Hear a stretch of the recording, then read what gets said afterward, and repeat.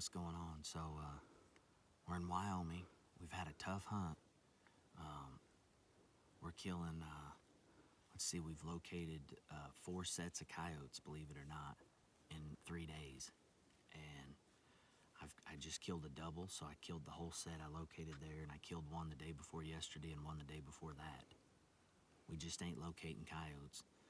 And when I say locate coyotes, it's the ones that we could get to. If you guys can see this canyon in the background, I mean, there's a lot of times we locate coyotes we can't physically get to them, period. These are above a rancher's house, and we located them 2 miles from here, and they'd actually moved after we walked all the way in here.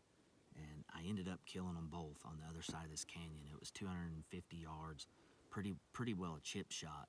But I want to take just a second and talk about my shooting system here. That way, when you guys are picking out a new gun or picking out shooting sticks or a new scope, this will just give you a little more information. My job is not to hard sell you on anything. My job is to give you enough information where you can make a good decision at the shelf, which means when you push the buy button online or if you're in a big box store. So first of all, the gun. This is a 22-250 barrel, 1 in 14 twist, SRT can, and an impact action. This is my personal ride. I just got it built and put together yesterday, and I had a load worked up with it that I thought would shoot. It's a 1-hole gun with 52 grain Sierra Hollow Point boat tail, Match King, 34 grains of Varget. I got Burris XTR rings on Tally 20 MOA bases, and the Dog Soldier scope from Axion. And of course the impact action is coupled with the grenade tactical handle. It's kind of my new, not my trademark, but my new thing. And then a Timony trigger inside with gray bow bottom metal and a gray bow Ridgeback stock. This Ridgeback stock is a very awesome stock. It's a 3-pound stock, but you know, it's fully adjustable, it's heavy, it's sturdy, it's got M-locks, it's got about everything I'd like out of a stock. But be looking for the new Phoenix, it's pretty kick-ass too. The Axion scope, this is not a dial scope. This is probably not the best option if you're shooting steel at 1,000 yards and then moving to 600 yards or PRS matches or something. But what I designed this scope for is predator hunting, low turrets.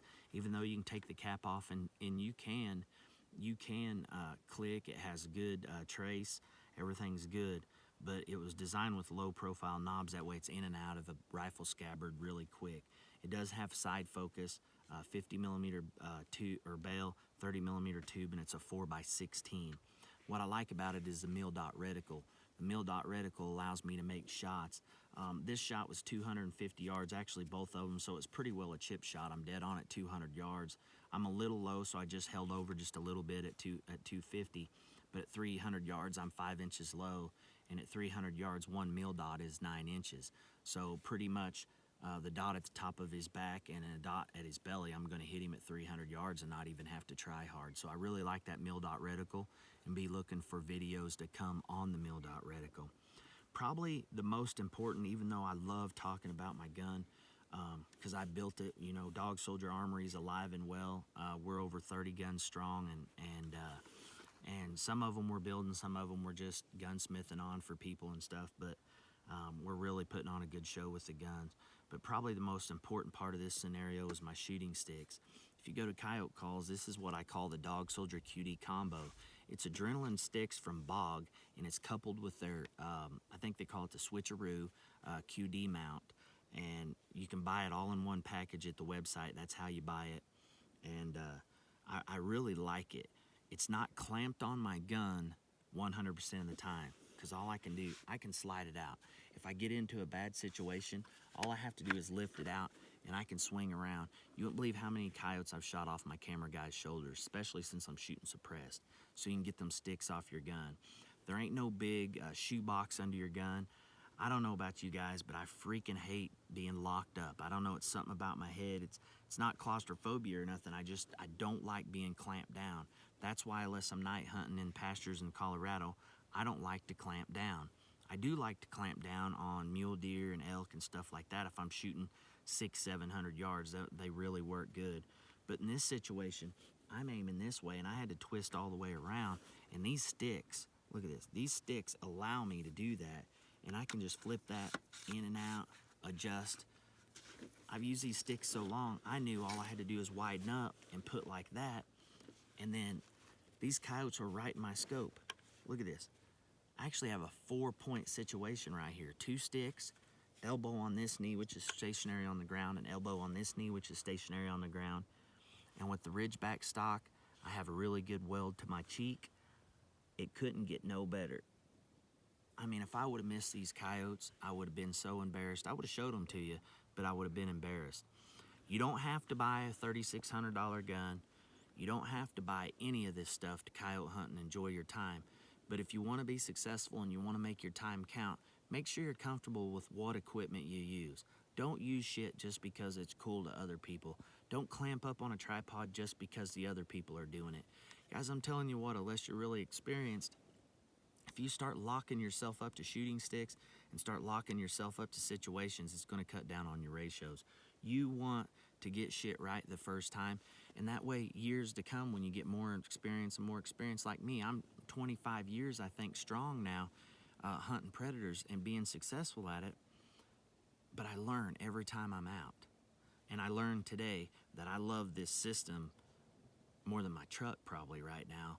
But I really learned that everything coupled together with the right practice and the right ability of your equipment allowed me to make a good shot.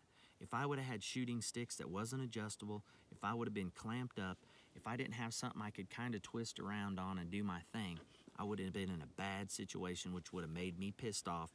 And then Cordell, my field producer behind the camera, would have been having to deal with me all day. So when you guys are out hunting, make the best of your time. I'm sorry this video's long, but if you watch this from the first all the way to the ending, you got something out of it that will help you kill coyotes. If you cut this shit off after the first 30 seconds, well then you're missing out, because guys like me, Garvin Young, J.D. Pyatt, Scott Hampton, Dave Stucks, Torrey, Sterling Justice, Jason Stearman, these guys, Garrett Johnson, these guys that are successful over and over and over again that you see, they watch this shit. And they might already know it, which they do, because I've hunted with a lot of them and they're on their game. But they might pick up on one little thing that'll help them be more successful the next time, and that's how you excel. With that being said, thanks for watching us here. I appreciate everything. I'm Steve Kreiner. I'll see you on the next one.